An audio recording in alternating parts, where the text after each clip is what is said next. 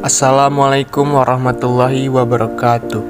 Halo semuanya, saya Rafil Ali, saya mahasiswa Pabangtan Medan semester 2. Nah, kali ini saya akan melakukan podcast secara singkat mengenai budidaya tanaman cengkeh. Agar kita semua mengetahui apa sih tanaman cengkeh itu, langsung saja kita bahas ya teman-teman. Tanaman cengkeh ini merupakan tanaman perkebunan atau industri berupa pohon dengan famili Myrtaceae. Asal tanaman cengkeh ini belum jelas karena ada beberapa pendapat bahwa pohon cengkeh berasal dari daerah Maluku Utara, Kepulauan Maluku, Filipina, ataupun Irian. Nah, di daerah Kepulauan Maluku ditemukan tanaman cengkeh tertua di dunia, dan daerah ini merupakan salah satunya produsen cengkeh terbesar di dunia. Kita ketahui juga bahwa penyebaran tanaman cengkeh keluar Pulau Maluku itu dimulai sejak pada tahun 1769. Bibit tanaman ini mula-mula diseludupkan oleh seorang kapten dari Prancis di Rumania dan kemudian disebarkan ke Zanzibar dan Madagaskar. Lalu penyebaran tanaman cengkeh ke wilayah Indonesia seperti Jawa, Sumatera, Kalimantan baru dimulai pada tahun 1870-an. Nah, pada sampai saat ini tanaman cengkeh telah tersebar ke seluruh dunia. Nah, tanaman cengkeh juga dikenal sebagai tanaman rempah yang sering digunakan sebagai obat tradisional. Cengkeh juga salah satu termasuk penghasil minyak atsiri yang biasa kita gunakan sebagai bahan baku industri farmasi maupun industri makanan. Sedangkan penggunaan yang terbanyak sebagai bahan baku rokok. Selanjutnya, mungkin teman-teman juga bertanya kan, seperti apa sih persiapan lahan dari tanaman cengkeh ini sendiri? Nah, dalam persiapan lahan yang harus kita lakukan adalah beberapa cara ya. Yang pertama itu kita melakukan pembersihan lahan. Nah, di mana lahan bekas tunggak atau akar kayu yang dapat menyebabkan rayap atau jamur akar yang kemudian dilanjutkan dengan pengolahan tanah. Kemudian pembuatan lubang tanam juga biasa dipersiapkan sejak bulan Juli sampai dengan September dan ditutup pada bulan Oktober. Tujuannya agar lubang dan tanah galiannya terkena panas yang cukup lama. Ukurannya juga disesuaikan panjang, lebar, dan kedalaman yang biasa digunakan dalam pembuatan lubang tanam, yaitu 60 x 60 x 60 cm, bisa juga 80 x 80 x 80 cm, dan biasa juga digunakan 1 x 1 x 1 meter.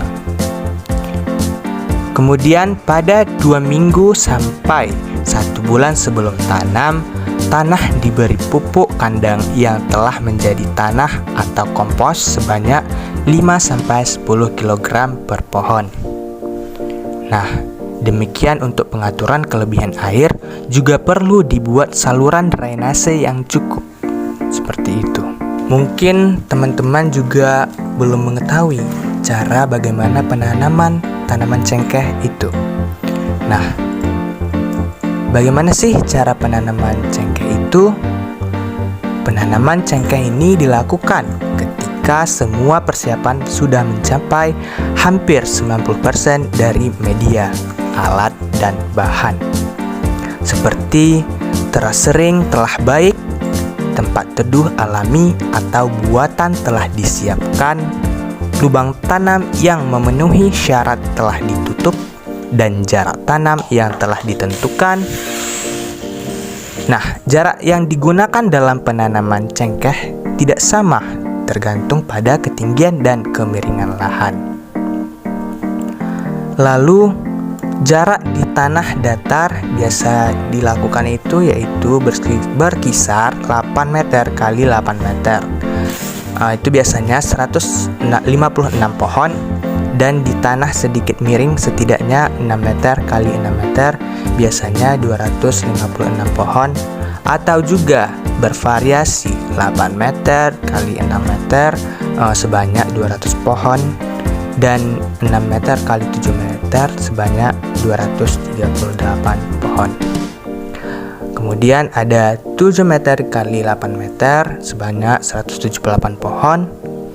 Nah, jika ada gangguan yang dapat merugikan, jarak dapat dibuat lebih dekat. Misalnya itu 4 meter kali 4 meter, bisa bersekitar antara 625 pohon. Selanjutnya, penanaman cengkeh kita laksanakan pada awal musim hujan. Nah, dalam penanaman juga dilakukan pola tanam campuran atau polikultur dengan sistem tanam pagar, yaitu memperkecil jarak tanam dalam baris atau timur ke barat. Misalnya 12 meter dikali 5 meter, atau bisa juga dengan 14 meter kali 6 meter. Nah, tujuannya sehingga ruang yang tersedia untuk penanaman atau sela-sela tanaman itu dapat tercampur. Nah, berikutnya mengenai bagaimana sih dengan pemeliharaan tanaman cengkeh? Nah, yang pertama ada penyulaman. Waktu penyulaman sebaiknya kita lakukan pada musim hujan, yaitu tujuannya untuk menghindari kematian tanaman karena kekurangan air. Bibit sulaman yang kita gunakan berasal dari sumber benih dan umur yang tidak jauh berbeda dengan tanaman yang telah kita tanami. Selanjutnya ada penyiraman. Pada awal pertumbuhan, tanaman cengkeh memerlukan kondisi tanah yang lembab. Tujuannya tuh sehingga pada musim kemarau perlu adanya penyiraman. Setidak-tidaknya penyiraman dilakukan 2-3 kali sehari. Lalu penyiraman dilakukan pada sore hari setelah pukul 3 sore. Nah, ini bertujuan karena pada saat sore hari keadaan yang dihasilkan yaitu sejuk dan tidak akan terjadi penguapan yang terlalu banyak, sehingga air dapat diserap oleh akar dalam jumlah yang banyak. Selanjutnya, untuk tanaman dewasa, penyiraman kurang diperlukan karena pada kondisi tersebut iklim ekstrim sangat kering. Selanjutnya ada pemasangan mulsa. Nah, kita lakukan menjelang musim kemarau. Ini bertujuan untuk menjaga kelembaban tanah di sekitar tanaman, serta memberikan kondisi yang lebih baik bagi pertumbuhan akar. Nah, cara selanjutnya ada pemupukan. Pemupukan kita lakukan untuk memperbaiki pertumbuhan tanaman dan upaya untuk meningkatkan produksi cengkeh setelah panen. Berdasarkan pola penyebaran akarnya, kita ketahui penempatan pupuk pada tanaman cengkeh dilakukan di bawah proyeksi tajuk dan bagian dalam tajuk. Lalu pemupukan diberikan 2 kali dalam 1 tahun, yaitu saat awal musim hujan dan saat awal musim kemarau. Nah, jenis pupuk yang kita berikan dapat berupa pupuk organik, pupuk anorganik, baik tunggal maupun berupa pupuk majemuk dalam bentuk butiran maupun tablet. Seperti yang telah kita ketahui, ada hama penggerek batang pada tanaman cengkeh. Nah, hama tersebut seperti apa sih? Penurunan produksi cengkeh akibat serangan hama dapat mencapai 10-25%. Serangan hama dapat mengakibatkan pertumbuhan tanaman terganggu, produksi menurun, bahkan kematian tanaman. Nah, Salah satu hama yang sering dijumpai yang dapat menyerang dan merusak tanaman cengkeh adalah hama penggeret batang cengkeh atau PBC dengan luas serangan sekitar 19,693 hektar di Indonesia, di mana daerah yang terserang penggeret batang belum semua melakukan pengendalian. Kondisi ini akan menyebabkan kerusakan dan kematian pada tanaman cengkeh. Nah, untuk gejala serangannya sendiri, hama PBC merusak tanaman cengkeh melalui proses menggeret ke dalam batang, cabang, atau ranting tanaman cengkeh. Dari 3 bagian tanaman yang diserang tersebut, gerakan terhadap batang dianggap lebih berbahaya dikarenakan bisa mematikan tanaman. Penggeret batang yang sering menyerang tanaman cengkeh yaitu Nothopeus hemipterus olive. Selanjutnya, seperti apa sih upaya pengendaliannya?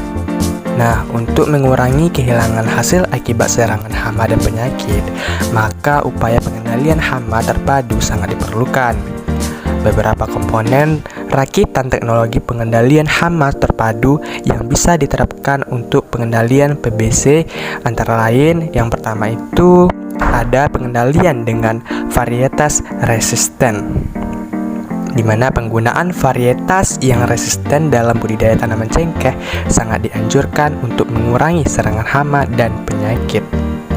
Yang kedua juga ada pengendalian dengan tindakan budidaya. Nah, pengendalian dengan teknik budidaya bisa kita lakukan secara mekanis dengan memotong dahan dan ranting yang terserang, serta membunuh larva dan imago yang ditemukan di dalam lubang gerak aktif. Nah, yang ketiga ada pengendalian secara kimiawi. Pengendalian kimiawi terhadap PBC telah dilaksanakan oleh petani cengkeh di berbagai daerah. Baik teman-teman semuanya, mungkin itu saja podcast singkat saya pada kesempatan ini. Terima kasih telah mendengarkannya. Wassalamualaikum warahmatullahi wabarakatuh.